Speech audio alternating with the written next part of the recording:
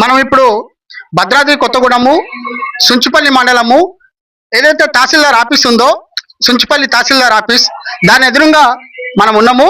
అయితే గత కొంతకాలంగా 137/1 అనే నిషేధిత భూమి జాబితాలో అనేక మంది అక్రమంగా వెంచర్లు వేయడం జరిగింది.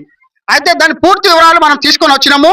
అయితే 137/1 నిషేధిత భూమి జాబితాలో ఉన్నది. అది కలెక్టర్ గారు కూడా అప్పుడు గత కలెక్టరు ఎవరైతే దిశేష్ పటేల్ గారు ఉన్నారో వారు ఆదేశాలు బేఖాతరు చేసి ఇప్పుడు కొత్తగా నియమితులైన అంకిత్ గారు కలెక్టర్ గారు కూడా మనము ఇవ్వడం జరుగుతుంది.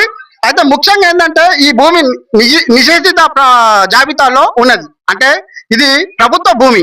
ఈ ప్రభుత్వ భూమిలో కొంతమంది అక్రమార్కులు అధికార పార్టీ అండదండలతో మంత్రి గారు మాకు అనుచరులం మేమని చెప్పేసి కొద్దిగా అక్రమాలు పాల్పడుతున్నట్టుగా మనకి పూర్తి వివరాలు మనకు ఆధారాలు సేకరించినాం.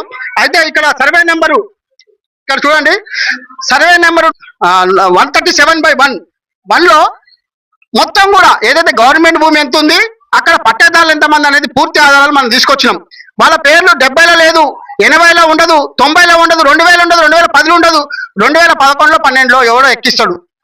ఇక్కడ ఇట్లాంటి జరుగుతూ ఉంటే మరి ప్రభుత్వ భూముల్ని యథేచ్ఛగా కబ్జాలు చేసుకుంటూ పోతా ఉంటే ఎక్కడ భూమి లేదని చెప్పి ముఖ్యమంత్రి గారు చెప్తారు. ఈ గత ప్రభుత్వంలో బీఆర్ఎస్ పార్టీలో అవకతవకలు జరిగాయని ధరణి పోర్టల్ పెట్టి అనేక సమస్యలు తీసుకొచ్చి ప్రభుత్వ భూములు కబ్జా చేసిన సంగతి మనందరికి తెలిసిందే. అయితే దానికి విరుద్ధంగా ఏమైందంటే ప్రజలందరూ కలిసి కాంగ్రెస్ పార్టీని అధికారంలో తీసుకొచ్చిళ్ళు. ఇప్పుడు అధికారం కాంగ్రెస్ పార్టీ వచ్చిన తర్వాత కూడా ఇక్కడ జరుగుతుంది ఏంటిది, యథేచ్ఛగా ఇక్కడ భద్రాద్రి కొత్తగూడెం ఎవరైతే ఖమ్మం జిల్లాకి చెందిన మంత్రి ఎవరైతే ఉన్నారో వారి అనుచరణం అని చెప్పి మొత్తం ఏకదాటిగా మాకు మా అన్న మంత్రి అని చెప్పేసుకొని ఇక్కడ యథేచ్ఛగా మొత్తం ప్రభుత్వ భూముల్ని కబ్జా చేయడం జరుగుతుంది. మరి దీని మీద చర్యలు ఎవరు తీసుకుంటారు? మేము రిపోర్ట్ చేసినప్పుడు మేము ఇది ప్రభుత్వ భూమి అని చెప్పేసి పూర్తి ఆధారాలు మన దగ్గర ఉన్నాయి. మీ పేపర్లు కట్టలు చూపిస్తా, అక్కడ ఉన్నాయి, ఇక్కడ ఉన్నాయి, ఈ పేపర్లన్నీ ఉన్నాయి. మరి దీని మీద చర్యలు తీసుకోవాలంటే ఎక్కడికి వెళ్ళాలి? మేము పేదవాళ్ళు ఎక్కడికి వెళ్ళాలి? ప్రభుత్వ భూములు ఇవ్వంటారు, ఇవి కబ్జా చేసుకోవడానికి ఏదో ఉంటాయా? ఇక్కడ ఏదైతే ప్రభుత్వం చెందిన భూములు ఏవైతే ఉన్నాయో అవి ప్రభుత్వ ఆఫీసులు కట్టుకోవచ్చు, లేకపోతే రెసిడెన్సీ స్కూల్ కట్టుకోవచ్చు, అనేక గవర్నమెంట్ ఆఫీసులు కట్టుకోవచ్చు. మరి దొంగల పాలవుతున్న ఈ భూమిని కాపాడేది ఎక్కడ?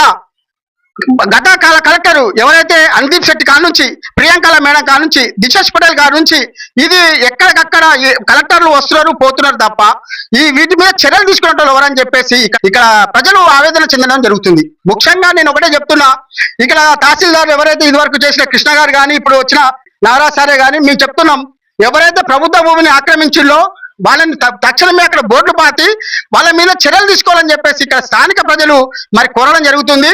మరి దీని మీద ప్రభుత్వం కూడా కొద్దిగా చొరవ చూపి ఏదైతే ప్రభుత్వం చెందిన భూముల్ని కాపాడాల్సిందిగా ఇక్కడ స్థానికులు కూడా ఈ చెరువులు కుంటలు ప్రభుత్వ భూముల్ని రక్షించాలని చెప్పేసి స్థానికులు కూడా వేడుకో